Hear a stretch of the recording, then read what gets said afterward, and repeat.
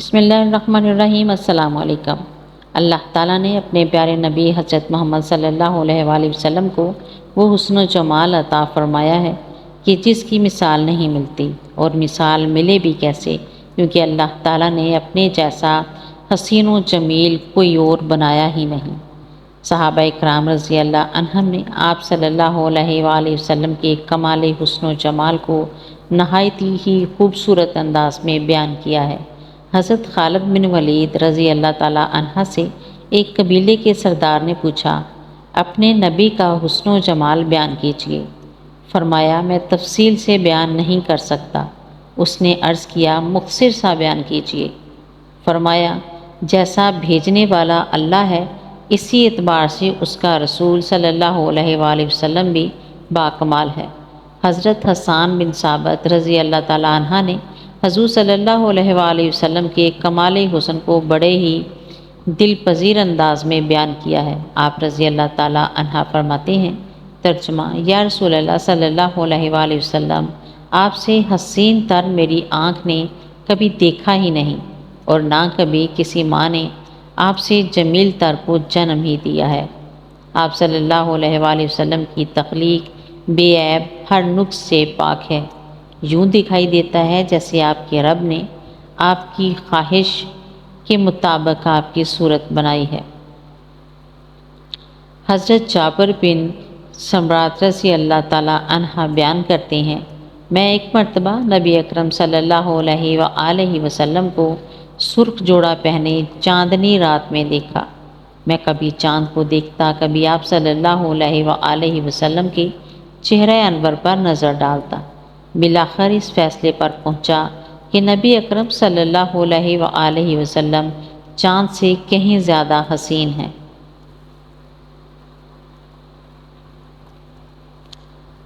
امام زرقانی رحمۃ اللہ علیہ نے ایک واقعہ لکھا ہے کہ ایک دن رسول اکرم صلی اللہ علیہ وآلہ وسلم چہل قدمی کرتے ہوئے مدینہ منورہ سے باہر تشریف لے گئے۔ وہاں ایک قافلے نے پڑاؤ کیا ہوا تھا اور ان کے اونٹ چر رہے تھے۔ حضور صلی اللہ علیہ وآلہ وسلم نے اونٹ دیکھے تو ایک سرخ رنگ کا اونٹ آپ کو پسند آ گیا، تو آپ صلی اللہ علیہ وآلہ وسلم نے قافلے والوں سے پوچھا، اس اونٹ کو بیچتے ہو؟ انہوں نے بیچنا تھا یا نہیں، لیکن حضور صلی اللہ علیہ وآلہ وسلم کو دیکھ کر کہا، جی بیچتے ہیں۔ فرمایا، کتنے کا؟ انہوں نے کہا، اتنے کا، اور سودا طے ہو گیا۔ حضور صلی اللہ علیہ وآلہ وسلم نے فرمایا کہ میں سیر کرنے آیا تھا اور تمہارا اونٹ مجھے پسند آ گیا۔ میں باقاعدہ خریداری کے لیے نہیں آیا تھا کہ میں قیمت ساتھ لے کر آتا، اس لیے اونٹ مجھے دے دو، قیمت بچوا دوں گا۔ انہوں نے کہا، منظور ہے۔ حضور صلی اللہ علیہ وآلہ وسلم نے اونٹ پکڑا اور چل دیے۔ جب تک حضور صلی اللہ علیہ وآلہ وسلم نظر آتے رہے، وہ دیکھتے رہے۔ جب نظروں سے اوجھل ہو گئے تو دل پر ہاتھ رکھ کر بیٹھ گئے۔ تھوڑی دیر کے بعد سکتے سے جب باہر آئے تو ایک دوسرے سے پوچھنے لگے کہ یار، یہ شخص جو اونٹ ادھار لے کر گیا، اس کا پتہ پوچھا تھا کسی نے؟ جب کسی کو نقد سودا دیا جائے تو اس کا عطا پتہ پوچھنے کی ضرورت نہیں ہوتی، اور جب کسی کو ادھار دیں یا آپ اسے اجازت ہو یا درمیان میں کوئی ضامن ہو یا کوئی چیز گروی رکھی جائے، اتنا قیمتی اونٹ ہم نے دے دیا اور پتہ بھی نہیں پوچھا۔ کوئی پتہ ہی پوچھ لیتا، کسی کو ہوش نہ رہا۔ ایک نے کہا، یار، جو وہ باتیں کرتا تھا تو منہ سے پھول جھڑتے تھے، میں تو بس یہی دیکھتا رہ گیا۔ دوسرے نے کہا، یار، میں اس کی آنکھیں دیکھتا رہا۔ تیسرے نے کہا، میں تو اس کی مسکراہٹ دیکھتا رہا۔ وہ کہنے لگے، جو بھی ہوا، ہم اس کے حسن میں کھو گئے، اور وہ اپنے حسن کا جادو جگا کے قیمتی اونٹ ہم سے ہتھیا کے لے گیا۔ امام زرقانی رحمۃ اللہ علیہ لکھتے ہیں کہ جب انہوں نے یہ کہا کہ قیمتی اونٹ ہتھیا کے لے گیا، تو قافلے کے سردار کی بیوی، جو اب تک خاموش بیٹھی تھی، خیمے کا پردہ سرکایا اور ان سے مخاطب ہو کر بولی، خبردار، اس کے خلاف کوئی بات کی تو اگر وہ قیمت نہ دینے آیا تو مجھ سے لے لینا، میں ضمانت دیتی ہوں۔ انہوں نے کہا کہ اچھا، تو اسے جانتی ہے؟ کہا واللہ میں بھی نہیں جانتی۔ تو کہا پھر ضمانت کیسے دے رہی ہے؟ کہا جب تم سودا کر رہے تھے تو خیمے کی اوٹ سے میں نے اس کا چہرہ دیکھا تھا، اور جس کا چہرہ اتنا پیارا ہو وہ جھوٹ بول ہی نہیں سکتا۔ ابھی یہ باتیں ہو ہی رہی تھی کہ اتنے میں حضور صلی اللہ علیہ وآلہ وسلم کے غلام آ گئے۔ کہا کون ہیں وہ لوگ جن سے ہمارے آقا نے اونٹ خریدا تھا؟ انہوں نے کہا جی ہم لوگ ہیں۔ کہا یہ حضور صلی اللہ علیہ وآلہ وسلم نے کھجوریں تمہاری ضیافت کے لیے بھیجی ہیں اور یہ تمہاری قیمت ہے۔ انہوں نے کہا قیمت بعد میں دینا، ہم تو خود بک گئے ہیں، ہمیں پہلے یہ بتاؤ کہ وہ رہتے کہاں ہیں؟ تو کہا وہ سامنے جو کھجوروں کے جھنڈ ہیں یہیں ڈیرے ہیں ہمارے آقا کے۔ وہ عورت پکار اٹھی کہ دیکھا یہ شخص جتنا صورت کا حسین تھا سیرت کا بھی اتنا ہی حسین نکلا۔ امام زرقانی رحمۃ اللہ علیہ لکھتے ہیں کہ پھر وہ سارا قافلہ حضور صلی اللہ علیہ وآلہ وسلم کی خدمت میں حاضر ہوا، اور آپ حضور صلی اللہ علیہ وآلہ وسلم کے ہاتھوں پر ہاتھ دے کر مسلمان ہو گیا۔ حضور صلی اللہ علیہ وآلہ وسلم نے مکہ معظمہ سے مدینہ منورہ کی طرف ہجرت فرماتے ہوئے ایک ایسے مقام پر پڑاؤ کیا جہاں ایک پختہ عمر عورت کا خیمہ تھا۔ اس کا نام مبد تھا۔ وہ اکثر مسافروں کی میزبانی کے فرائض بھی سر انجام دیا کرتی تھی۔ جس روز حضور صلی اللہ علیہ وآلہ وسلم کا گزر وہاں سے ہوا، اس کا شوہر بکریاں چرانے کے لیے باہر گیا ہوا تھا۔ گھر میں صرف ایک لاغر بکری تھی جو ریوڑ کے ساتھ جانے سے قاصر تھی۔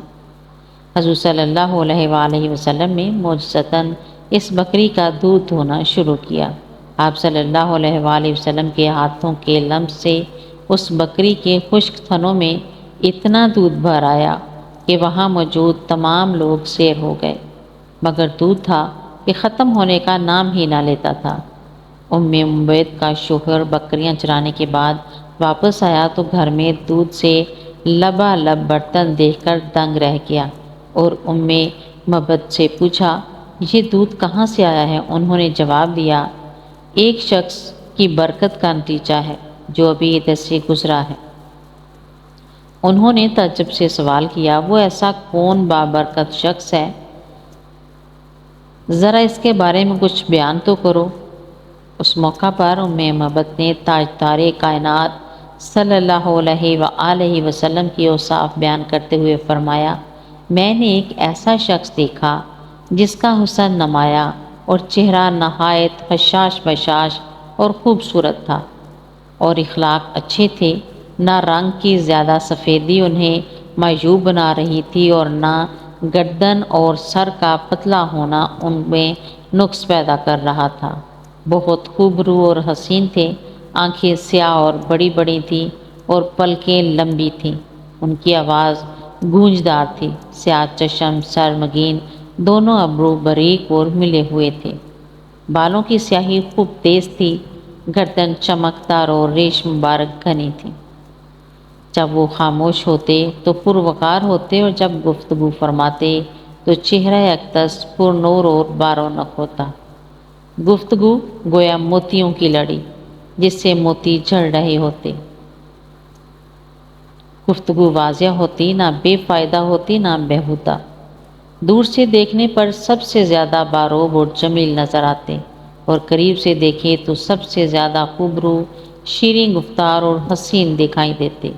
قد درمیانہ تھا، نہ اتنا طویل کہ آنکھوں کو برا لگے اور نہ اتنا پست کہ آنکھیں معیوب جانیں۔ آپ صلی اللہ علیہ وآلہ وسلم دو شاخوں کے درمیان ایک شاخ تھی جو خوبصورت سرسبز شاداب اور قدور ہو، اس کے ساتھ ان کے گرد حلقہ بنائے ہوئے تھے۔ جب آپ صلی اللہ علیہ وآلہ وسلم کچھ فرماتے تو وہ ہمتاً گوش ہو کر غور سے سنتے، اور اگر آپ صلی اللہ علیہ وآلہ وسلم حکم دیتے تو وہ فوراً اسے بجا لاتے۔ سب آپ صلی اللہ علیہ وآلہ وسلم کے خادم تھے، اور آپ صلی اللہ علیہ وآلہ وسلم نہ ترشرو تھے اور نہ ہی آپ صلی اللہ علیہ وآلہ وسلم کے فرمان کی مخالفت کی جاتی۔ ابو موت بولے، خدا کی قسم یہ شخص وہی قریشی معلوم ہوتے ہیں جس کا ذکر میں مکہ میں سن چکا ہوں۔ میں ارادہ کر چکا ہوں کہ ان کی صحبت کا شرف حاصل کروں۔ اگر کوئی ذریعہ میسر آیا تو ضرور ان کی خدمت اقدس میں حاضری دوں گا۔ یہ عرب کے ایک دیہاتی خاتون کا انداز بیان ہے۔ اس نے نبی کریم صلی اللہ علیہ وآلہ وسلم کے حلیہ مبارک اور سراپا کی تصویر کشی کی گئی ہے۔ میری مزید ویڈیو دیکھنے کے لیے چینل کو سبسکرائب کریں، ویڈیو کو لائک اور شیئر کریں۔ اللہ حافظ۔